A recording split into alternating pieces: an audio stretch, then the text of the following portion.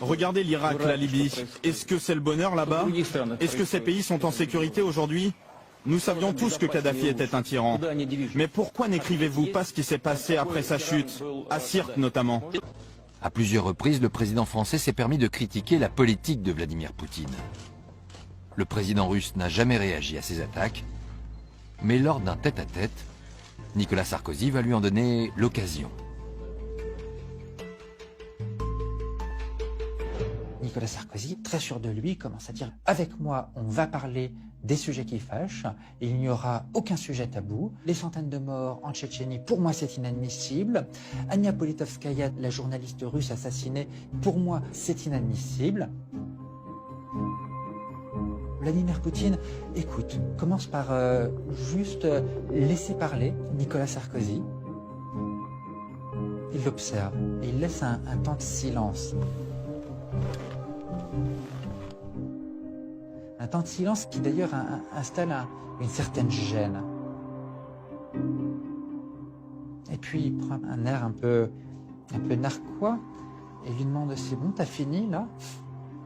Sarkozy dit « Oui. » Bon, alors je vais t'expliquer. Tu vois, ton pays, il est comme ça.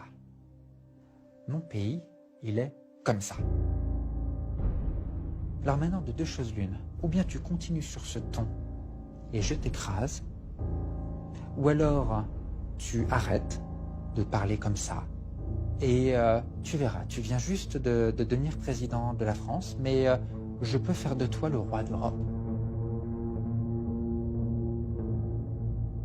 On m'a juste dit que son discours était ponctué d'insultes, de propos humiliants, de façon à vraiment imposer sa volonté à Nicolas Sarkozy. Et Nicolas Sarkozy va être juste éberlué. Il n'en vient pas.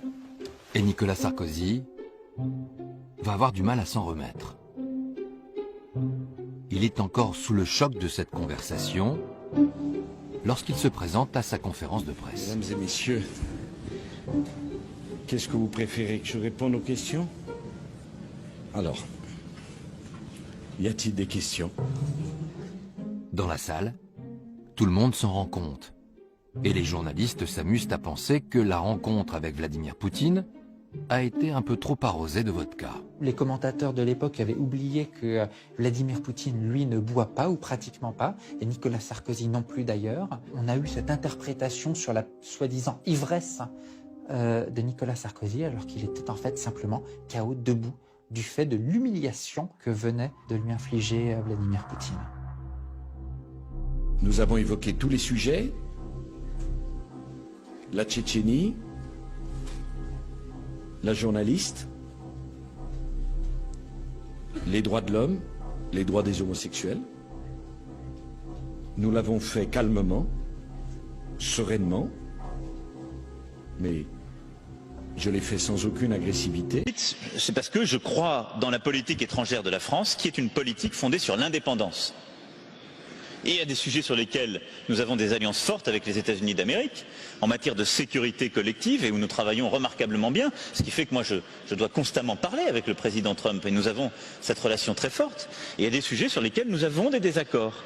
Il n'y a pas d'alignement systématique. Emmanuel vient de dire que l'Europe et les États-Unis ont des engagements communs, notamment en matière de sécurité, mais il ne faut pas avoir peur là-dessus. Nous allons vous aider, nous allons assurer la sécurité. En tout cas, nous allons faire tout ce qui dépend de nous pour qu'il n'y ait plus de nouvelles menaces. Je pense que c'est dans cet axe qu'on doit réfléchir surtout. Quant aux questions de sécurité, je veux rassurer Vladimir, je n'ai pas peur parce que la France a une armée qui sait se protéger de toute façon seule, mais j'ai aussi mes devoirs à l'égard de reste des alliés européens, et je pense que cette architecture de sécurité européenne que j'évoquais tout à l'heure, c'est notre responsabilité. Mais elle ne se fera pas en tournant le dos aux États-Unis d'une part, et elle ne peut pas se faire aux dépens d'autres États de l'Europe d'autre part. Et ça, c'est notre capacité à faire.